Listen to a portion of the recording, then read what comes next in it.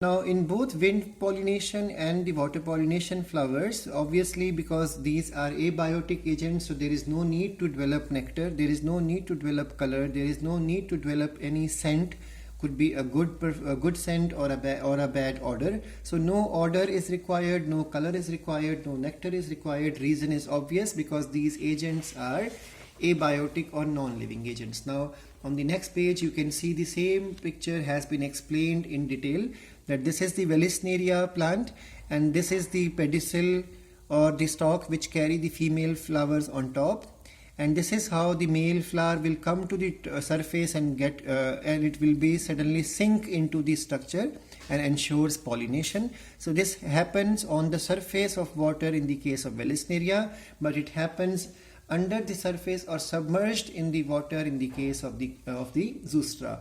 Now let's go through the next paragraph. The next paragraph talks about the biotic agents. So majority of the flowering plants use animals as the pollinating agents. Bees, butterflies, flies, beetles, wasps, ants, moths, birds including the sunbirds and the hummingbirds, as well as the bats are the most common pollinating agents. So among them, remember insects, and among insects it's the bees which are the most important, or maximum pollination done is by the among animal is done by the insects, and among insects it is done by the bees, honeybees. Even large animals sometimes are involved, for example the lemurs, primates, and then the tree-dwelling rodents, and even some reptiles like gecko lizards and garden lizards are also reported to cause pollination. Now, what are the adaptations in the flowers which require animals for pollination? So obviously the flowers should be large. If they are not large, then they should be brightly colored and together in the form of a cluster called as inflorescence, and the flowers should be colorful. Obviously if it is a daytime flower, they have to be colorful. If it is a night blooming flower, because bats and moths are insects, and bats, they both come out at the night time. So in such flowers, the color is not important. It should be dull in color or otherwise white in color.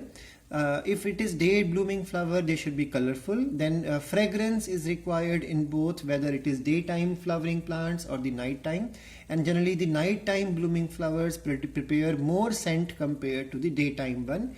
And even the amount of nectar is more in the case of the nighttime blooming flowers.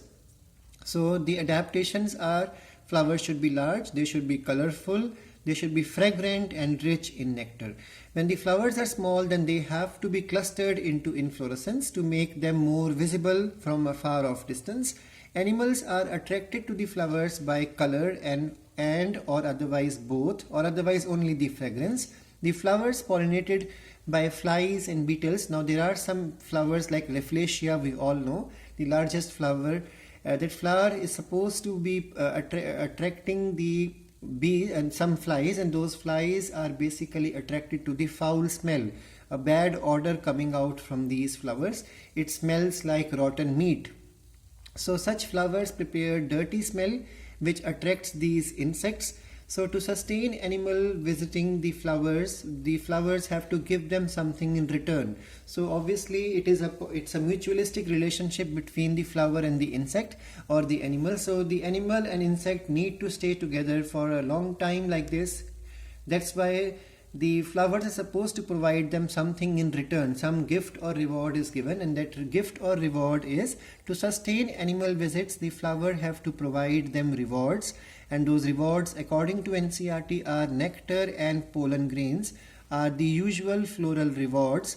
And to harvest these rewards, the animal has to visit again and again, coming in contact with the anther and stigma, and thus it causes pollination, because when it is coming in contact with the anther, its body gets deposited with the pollen grain, and when it is when it comes in contact with the stigma, it will cause the pollen grain to be coming in contact with the stigma, and this will bring about the pollination. Please remember one point, another adaptation: the pollen grains is in the animal type of pollination will be always sticky in nature. They have to stick to the body of the insect, because the insect is going to fly. If the insect flies away, the pollens may fall off. So this falling off is prohibited with the help of stickiness of the pollen grain. And if you remember in the yesterday's class, I have already told you pollen kit is responsible for the stickiness at yellow color compound. So next point is, there are some plants in which the third type of reward is also given, and that is the safe place to lay eggs. So let's read from the book. In some species, the floral rewards are in providing safe place to lay eggs. For example, in the tallest flower, so this may come in board exam, name the tallest flower. As per NCERT, it is Amorphophilus. A very similar relationship is found between the species of moth and the plant yucca. These are both species in which they are mutualistic in relationship. Both of them cannot complete their life cycle without each other, because moth is going to deposit its eggs in the locules of the ovary of the flower, and the flower is going to get pollination done by the moth. And when the eggs will develop into larvae, the larvae are going to eat some of the seeds as food. So there are two benefits given to the moth, and the benefit given to the plant is the process of pollination.